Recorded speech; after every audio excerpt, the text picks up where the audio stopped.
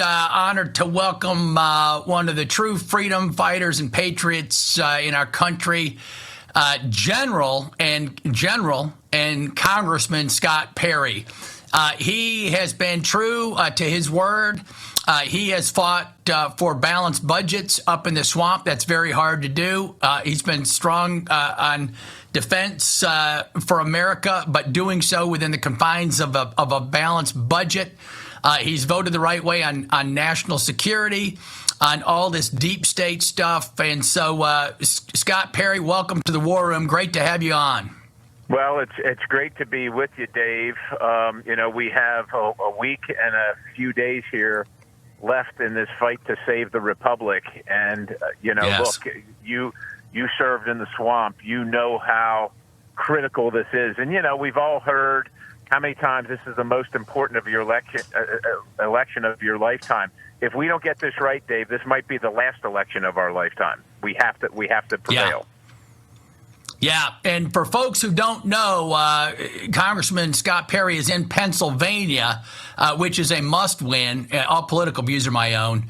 But also, the congressman always has a tough race.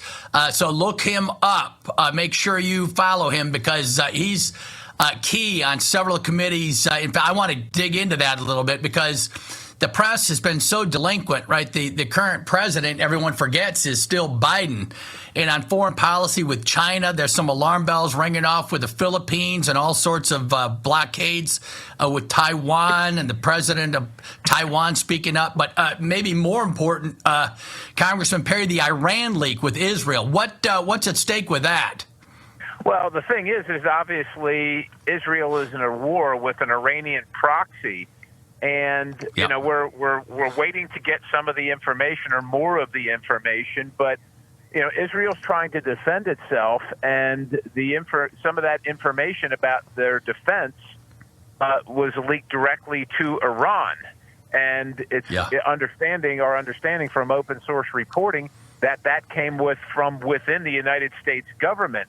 The reason it's so concerning, other than just on the face of it, is what it is. Like, Israel's our greatest ally and our only real, true ally in the region. But if you're Israel, why would you trust America? But the other thing is, Dave, that a bunch of us have been sounding the alarm bells since this administration took over, that they have been staffed with people that are anti-Semitic, that are pro-Iran, and they have just brushed us aside. The press hasn't talked about it at all. But now we have American service members serving in the theater in Israel, and what are we going to do? I mean, it's bad enough when Israeli and IDF service members are coming home in body bags, but what's going to happen when American service members start coming home in body bags? And this administration, this Democrat Party, has been on both sides of this war. They've been telling everybody they support Israel. Meanwhile, they've been providing material support in various ways to Iran, the mortal enemy of the United States. I mean, you can't make this stuff up. I mean, when we say that the elected officials don't really serve their constituency, these are elected officials that are working at cross purposes with the very mission and sovereignty and national security of the United States of America. Yeah, no, that's well said. We have folks in this country that love the country and fight for the country, and then we have people in this country that are fighting to take America down a notch, and certainly Israel down a notch. Obama is famous in that category of wanting to prop up Iran against Israel. Yesterday, I went over a piece briefly from the Atlantic called "War is Coming. Will our next president be ready?"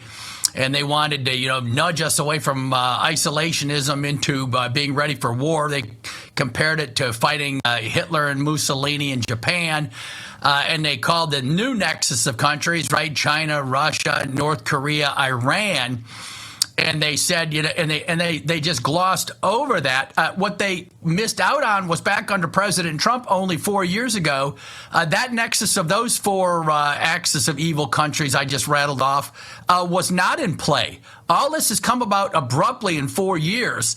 What is President Trump's special sauce back then? His ability to navigate and get us out of wars instead of into wars? Well, first of all, I think he confronted them as enemies. He didn't act like, and he didn't believe that any of these people were actually on our side if we could just talk nicely to them. You got to remember, countries and the mullahs in Iran, the Ayatollah, they don't respond to diplomatic entreaties of, if we send you a nice vegetable and fruit tray, will you be nice to us? They don't respond to that stuff. What they respond to is force and authority. And President Trump knows that. He knows that instinctively, just like most Americans do.